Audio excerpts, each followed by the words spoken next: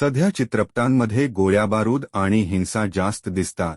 अशा काळात दिग्दर्शक प्रेम कुमार यांच्या मैयाजगन सारखा सिनेमा जेव्हा चर्चेत येतो आणि प्रेक्षकांनी भरलेल्या थिएटरमध्ये सुरू होतो तेव्हा ते नक्कीच काहीतरी खास असतं। प्रेम कुमार यांचा आधीचा चित्रपट 96 हा एक संपलेल्या प्रेमाबद्दल होता, पण मैयाजगन हा चित्रपट खूप गोष्टी सांगतो। एका माणसाची गोष्ट आहे जो देतच राहतो आणि दुसरा माणूस जो स्वतःला काहीही न घेण्याचं ठरवतो, पण जेव्हा तो असं करायला सुरुवात करतो तेव्हा त्याला स्वतःच्या शोधाचा मार्ग सापडतो। अरुलमोझी, अरविंद स्वामी आणि त्यांचं कुटुंब आपला पारंपरिक घराचा हिस्सा विकून मद्रासला स्थलांतर करतात। त्यांच्या घराचं त्यांचं आयुष्य आणि स्वभावावर खूप मोठा प्रभाव आहे। मद्रासला आल्यावर अरुल पूर्णपणे बदलतो।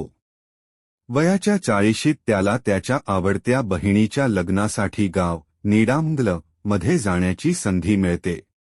अरुल फक्त एकदा चेहरा दाखवून परत येण्याच्या विचारात असतो, पण तिथे त्याला एक नातेवाईक भेटतो ज्याला तो ओळखू शकत नाही।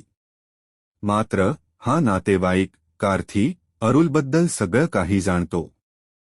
सुरुवातीला अरुल त्याचं सहकार्य आवडत नाही, त्याला चुकीचा फोन नंबर देतो, पण कार्थीचा स्वभाव असा नाही की तो सोडून जाईल। तो चिकटून राहतो आणि मग पुढची गोष्ट आहे त्यांच्या दोघांच्या नात्याबद्दल। दिग्दर्शक प्रेम कुमार हे अशा काही मोजक्या तामिळ चित्रपट निर्मात्यांपैकी एक आहे ज्यांना साध्या गोष्टी देखील खूप सुंदर वाटू शकतात। जसं 96 मध्ये तृषा आणि विजय सेतुपतीचे लहान लहान दृष्टिकोन सादर केले होते, तसंच मैयाजगन मध्ये अरविंद स्वामी आणि कार्थी यांच्यामधील शांत संवादांमध्ये सादर केलं आहे।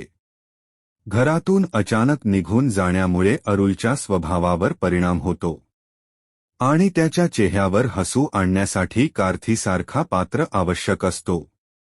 कार्थीची व्यक्तिरेखा सुरुवातीला एक असा नातेवाईक दाखवतो जो खूपच उत्सुक असतो आणि ज्याला कधी थांबायचं हे कळत नाही, पण जसं चित्रपट पुढे जातो तो एक खूपच आवडणारा पात्र बनतो त्याच्या आकर्षक, विनोदी आणि निरागस स्वभावामुळे।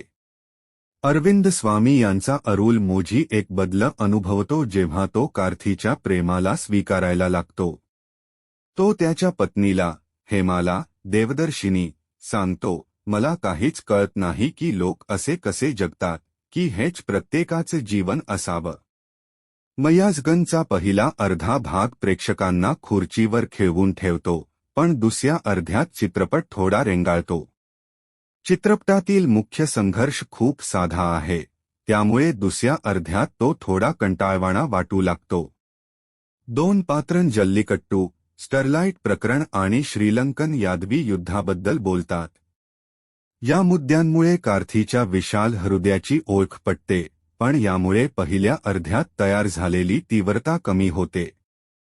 मैयाजगनमध्ये अनेक हृदयस्पर्शी क्षण आहेत। शेवटी ते थोडं रेंगाळतं, पण कार्थी आणि अरविंद स्वामी यांच्या जबरदस्त अभिनयामुळे चित्रपट प्रभावी ठरतो।